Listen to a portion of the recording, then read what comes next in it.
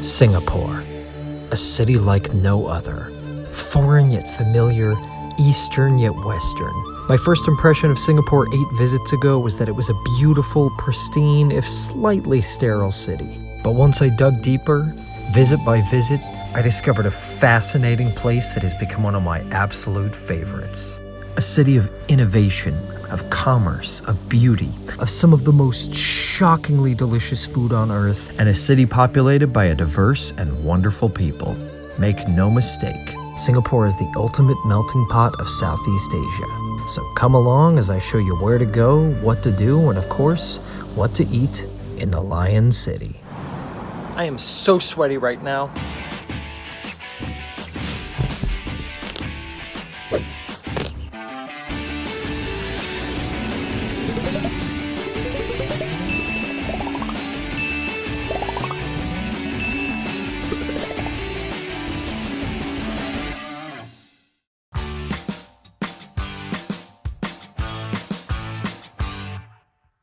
Tip number 1, how to get around. This one's actually pretty simple. When you land in Singapore, you'll be flying into the massive, impressive Changi Airport. From here, there are a number of different ways to get into the city. The first is the most expensive, but by far the easiest. Just hop in a cab. This is usually my preferred method after a 17-hour flight because, well, I'm lazy. And actually, taxis here really aren't that bad. A cab from the airport to the city center will cost you about $20 US. The second method is much cheaper and also very convenient, the MRT. Just head to Terminal 2, follow the signs to the train, hop on the East-West line and transfer to where you need to depending on where you're headed. I also recommend getting an Easy Link, which gives you unlimited rides on trains and buses for 1, 2, and 3 day periods. Once in the city center, you can hop in cabs, use the MRT, or use the app Grab. It's basically Singapore's rideshare app, but generally cheaper than Uber. And central Singapore is actually very walkable, just be prepared to sweat a lot. It's hot here, and humid. Very hot, and very humid. It's probably best to just expect to be in a permanent state of drippiness from your sides to your back to your front. Tip number 2, where to stay. Here's where things get a little interesting. Singapore is not cheap, unless you're talking about the local cuisine, but we'll get to that in a moment. In fact, I'm just gonna say it, it is downright spendy. Luxury 5-star hotels like the incredibly beautiful, but at least in my case, prohibitively expensive Marina Bay Sands will cost you anywhere from $300 to $700 a night. But don't fret, there are a lot of great budget hotel options out there. It may take some scouring on the typical aggregate sites, but don't worry, you'll find something eventually. I think I spent about $75 a night for my hotel in Chinatown. And of course, there's always the hostel route. Whenever I stay in a hostel, I stay at Berry Best in Chinatown. Tip number 3, where to eat. For those of you who know me, you know that I travel the world on my stomach, and Singapore is easily one of the 2 or 3 greatest food cities in the world. This town is all about the food. A melting pot of Chinese, Indian, Malay, Thai, Middle Eastern, Indonesian, Singapore is truly the culinary apex of Southeast Asia.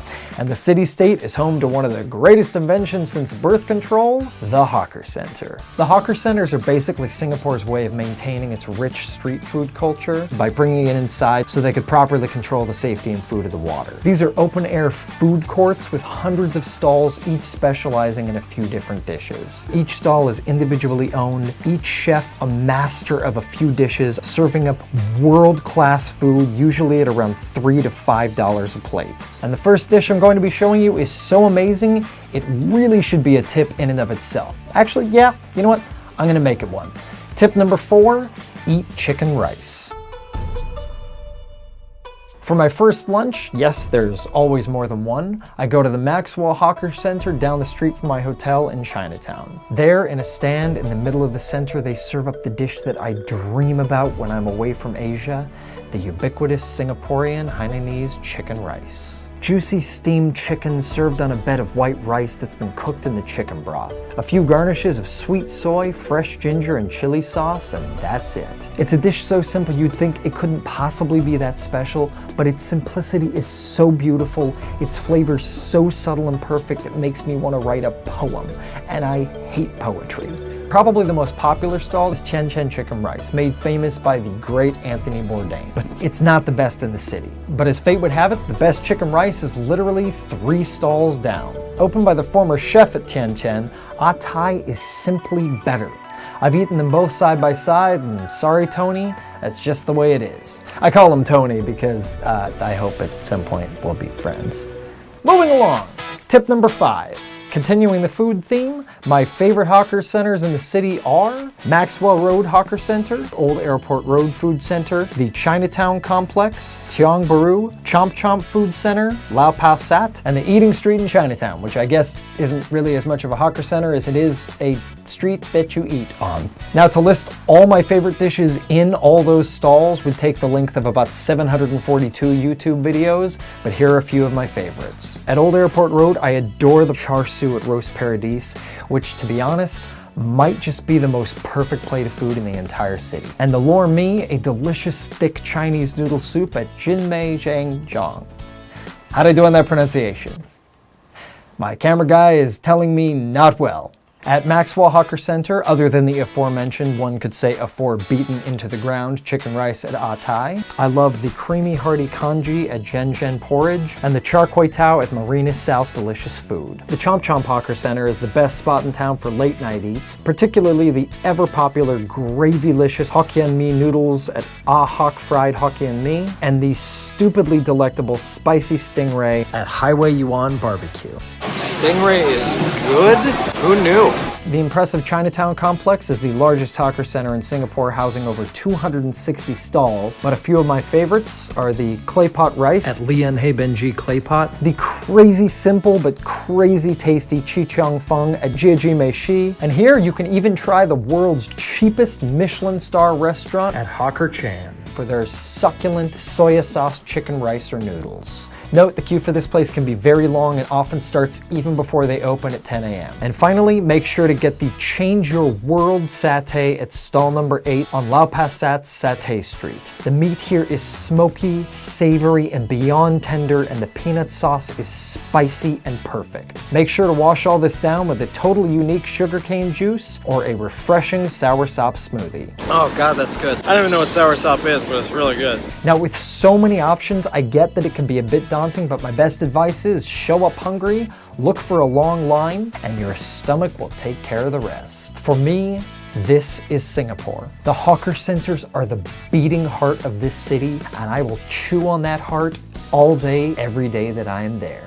Tip number 6, speaking of culture and melting pots, explore the many varied and fascinating neighborhoods this city has to offer. Let's start, because that's where my hotel is, with Chinatown. This neighborhood is full of incredible food, temples, and the cheapest souvenirs in town. And just the smells wafting out from the restaurants and food stalls alone is enough to keep me coming back here over and over. Make sure to hit up the particularly charming area around Keong Saik Road, including the cobbled street of Duxton Hill. This whole area has a fantastic village feel, with shuttered windows, tree-lined streets, amazing food, and some of the best nightlife in the city. Another neighborhood I love is Little India. Here the streets are lined with stalls selling crafted flowers, gorgeous art, fresh produce, and the people are vibrant, lively, and full of energy. And as if we hadn't talked about food enough already, Little India is also home to some of the best Indian food you will get in the city not named Mumbai or Delhi. My two favorite spots are the all-vegetarian Komala Vilas for southern Indian food, specifically dosai, a perfect pancake-like wrap filled with spiced vegetables and potatoes, and Joggi's northern Indian cuisine for any damn thing they serve you, especially their made-to-order garlic butter naan. The next neighborhood to check out is the polar opposite of the first two, the Orchard Road Shopping District. I'm not really big on malls, but even I have to be impressed with the shopping in this city. Plus, there's a really great view of the city from the rooftop garden at the top of Orchard Central. Make sure to check out the incredibly cool Arab Street, and don't miss the very funky Haji Lane, a little alley lined with kitschy shops and colorful buildings. It's super charming. Tiong Bahru is a fun, more local neighborhood. There are cute little bookshops, busy cafes, the excellent Lou's Hainanese curry rice, a really cool market, and above the market, surprise, surprise, another great hawker center. Finally, take a walk around the bay to get some spectacular views of the city. Look up and marvel at the architecture, the innovation, and the prosperity of this small but impressive country.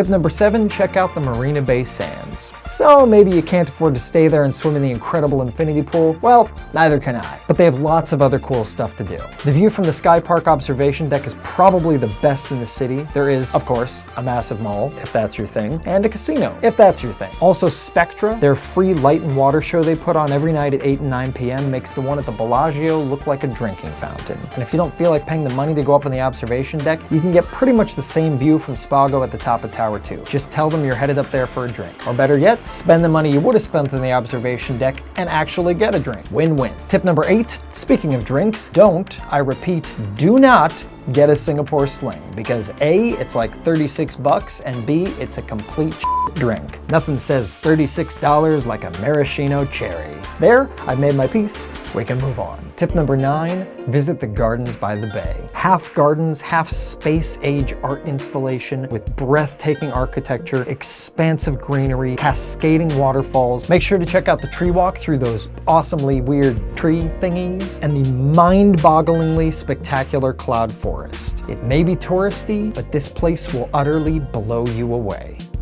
Tip number 10, visit the Singapore Botanic Gardens. More gardens, I know, but these are completely different and equally amazing. A sprawling park of endless green, this feels more like a tropical Central Park. Enjoy the charming gardens, wander the many walking paths, take a jog, though how you can run in that humidity I will never understand, relax in the grass, and take in all the beauty of the truly majestic orchid garden.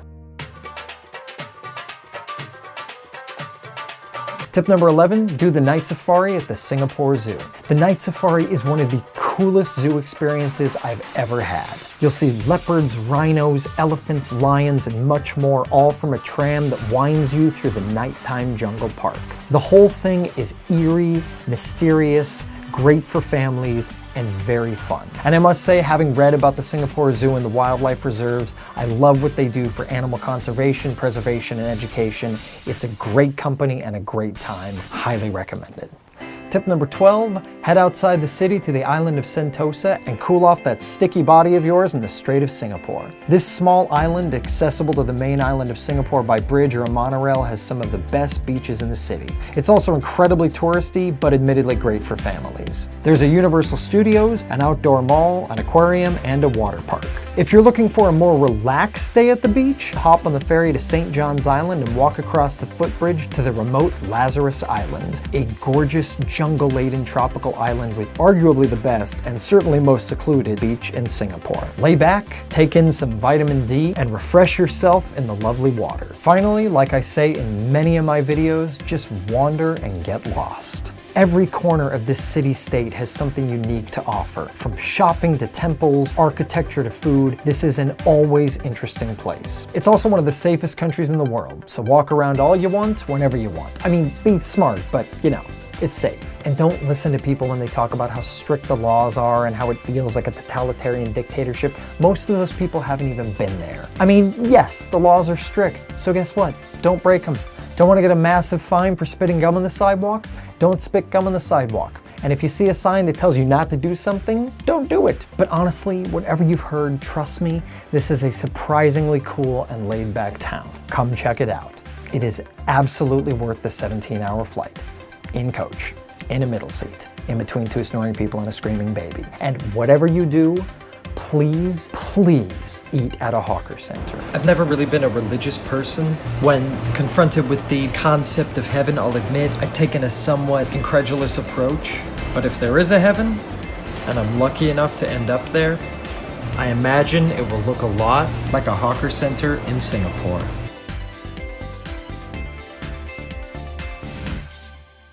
Thank you so much for watching. If you liked the video, make sure to smash that subscribe button. Like, really smash it. Really get in there. It won't get me any extra subscribers, but I'll feel better knowing that you gave it the extra effort.